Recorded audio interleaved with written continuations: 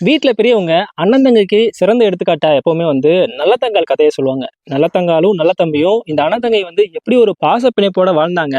அண்ணியோட நல்லதங்களோட அண்ணியால நல்லதங்காள் மன உளைச்சலுக்கு ஆளாகி அவங்க வந்து தற்கொலை செஞ்சுக்கிட்டது. 7 குழந்தைகளையும் கிணத்துல போட்டு அவங்களும் குதிச்சு இறந்து போன கதையை வந்து வீட்ல பெரியவங்க நிறைய பேர் சொல்லி கேள்விப்பட்டிருப்பீங்க. அந்த நல்லதங்காள் வந்து விருதுநகர் மாவட்டம் அர்ஜுனாபுரம் கிராமத்தை சேர்ந்தவங்க.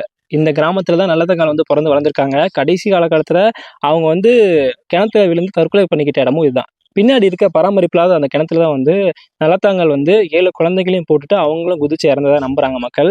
அதனாலேயே இந்த கிராமத்தோட ஊர் எல்லையில நல்லதங்காளுக்கு ஒரு கோவில் கட்டி இன்னைக்கு வரைக்கும் மக்கள் வந்து நல்லதங்காளை வந்து தெய்வமா வழிபட்டுட்டு இருக்காங்க.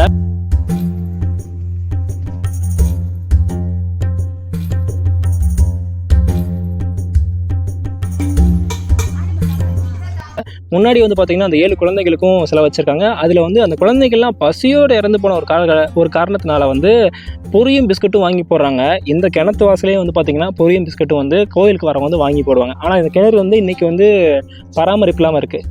நம்ம தெரிஞ்சுக்கூடிய ஒரு முக்கியமான விஷயம் என்னன்னா, நல்லதங்காள் கதையை வந்து பெரியவங்க சொல்லியிருப்பாங்க. ஆனா நல்லதங்காள் சிண்ட்ரோம் பத்தி யாருக்குமே தெரிஞ்சிருக்காது. அதாவது இந்த நல்லதங்காள் கதை வந்து நீதிமன்றங்களை பயன்படுத்தப்படுது நல்லதங்காள் சிண்ட்ரோம்ன்ற பேர்ல. 2016 தமிழ்நாட்டை சேர்ந்த சத்யா என்ற பெண்மணி வந்து நீதிமன்றத்துல ஆஜர்படுத்தப்படுறாங்க. என்ன காரணத்தினால அவங்க வந்து அவங்களுக்கு 3 பெண் குழந்தைகள், எல்லாமே பெண் குழந்தைனாலே உங்களுக்கு தெரியும்ல, 3மே பெண் குழந்தையா இருந்தா சமூகத்துல அன்னைக்கு எப்படி மதிக்கப்படுவாங்கன்ட்டு. 3மே பெண் குழந்தை ஆயிடுச்சுனால உறவினர்களால குடும்பத்தார்களால அவங்க வந்து கொடுமை செய்யப்பட்டதுனால ஒரு கட்டத்துக்கு மேல மன உளைச்சல் அதிகமாகி அவங்க வந்து தற்கொலை பண்ணிக்கலாம்னு முடிவு பண்ணி 3 பெண் குழந்தைகளுக்கும் விஷம் கொடுத்து அவங்களும் தற்கொலைக்கு முயற்சி பண்ணியிருக்காங்க. இதுல வந்து அவங்களையும் 2 பெண் குழந்தைகளை காப்பாத்திடுறாங்க. ஒரே ஒரு பெண் குழந்தை மட்டும் இறந்து போயிடுது. இதனால அவங்க மேல வந்து தற்கொலைக்கு முயற்சி செஞ்ச வழக்கும், அந்த ஒரு பெண் குழந்தை இறந்து போனதால அதுக்கான கொலை வழக்கு பதிவு செஞ்சு நீதிமன்றத்தில் ஆஜர்படுத்தப்பட்டு அதுக்கான தண்டனையும் கொடுக்கப்படுது. அதுக்கப்புறமா அவங்க சத்யா என்ன பண்றாங்க, சென்னை உயர்நீதிமன்றத்துக்கு போறாங்க. சென்னை உயர்நீதிமன்றம் என்ன சொல்றாங்கன்னா, நல்லதங்காள் சிண்ட்ரோம்ன்ற டேர்மை யூஸ் பண்ணி அவங்களுக்கு வந்து மன்னிப்பு கொடுத்து அவங்களை விடுதலை செய்யறாங்க. இது என்ன நல்லதங்காள் சிண்ட்ரோம் அப்படின்னா, நல்லதங்காள் சிண்ட்ரோம்ன்றத ஆங்கிலத்துல பேட்டர் விமன் சிண்ட்ரோம் சொல்லுவாங்க. அதாவது ஒரு பொண்ணு மன உளைச்சலுக்கு ஆளாகி குடும்ப வன்முறைகளால் பாதிக்கப்பட்டு தற்கொலை பண்ணிக்கலாம்னு முடிவு செஞ்சு தன்னோட குழந்தைகளை வந்து கொண்டுட்டு அவங்களும் தற்கொலை செஞ்சுக்கலாம்னு முடிவு செய்யும் போது அதை வந்து கொலை குற்றமா கருதாம அவங்களுக்கு ஏற்பட்ட மன உளைச்சலுக்கான காரணமா கருதி அவங்களுக்கு மன்னிப்பு கொடுத்து அவங்கள அதுல இருந்து வெளியே வரதுக்காக ஒரு வாய்ப்பு வழங்குறதா காரணம் காட்டி இந்த நல்லதங்காள் சிண்ட்ரோம் வந்து 1989 இருந்தே நீதிமன்றங்களை வந்து கையாளுறாங்க. அதாவது இதுக்கு ஏன் நல்லதங்காள் சிண்ட்ரோம்னு சொல்றாங்கன்னா, நல்லதங்காள் எப்படி ஒரு மன உளைச்சல் ஏற்பட்டு குழந்தைகளை வந்து கிணத்துல போட்டு அவங்களே கொண்டுட்டு தானும் இறந்துடலாம் அப்படின்னு முடிவு செஞ்சு கிணத்துல விழுந்து இறந்துறாங்களோ அந்த ஒரு காரணத்தை காட்டி அவங்களுக்கு ஏற்பட்ட அந்த சிண்ட்ரோமை வச்சு அவங்களுக்கு வந்து விடுதலை கொடுக்குறாங்க.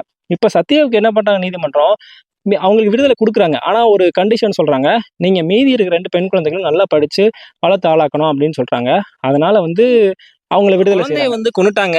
ஆனாலும் ஏன் அவங்களுக்கு விடுதலை கொடுத்தாங்கன்னா, அந்த கொலையை வந்து அவங்க இன்டென்ஷனோட செய்யல. இப்போ உண்மையா சொல்ல போனோம்னா அவங்களும் செத்து போயிடலாம் அப்படின்ற முடிவை தான் எடுத்துக்காங்க நல்லதங்காள் போல.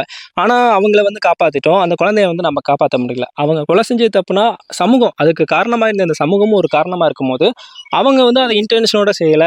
அவங்க வந்து ஒரு ஃப்ரஸ்ட்ரேஷன் மைண்டுக்கு போய் வாழவே பிடிக்கல அப்படின்ற ஒரு முடிவுக்கு வந்து தான் இதை கையில் எடுத்துருக்காங்கன்னா, அப்போ அவங்கள மீட்டு எடுத்துட்டு வந்து அவங்களே ஏற்கனவே வந்து மனநலம் பாதிக்கப்பட்டு ஒரு ஃப்ரஸ்ட்ரேஷன் மைண்ட்ல தான் அந்த முடிவு எடுத்திருக்காங்க. அவங்க மீட்டு எடுத்துட்டு வந்து அவங்களுக்கு தண்டனை கொடுக்குறேன்னு சொல்லிட்டு அவங்கள மீண்டும் அந்த ஃப்ரஸ்ட்ரேஷனுக்கு கொண்டு போறது சரியா இருக்காதுன்றனால தான் நீதிமன்றங்கள் வந்து நல்லதங்காள் சிண்ட்ரோம் அப்படிங்கிறத கையில் எடுத்து அவங்களுக்கான தீர்வை வந்து கொடுத்துட்டு இருக்காங்க.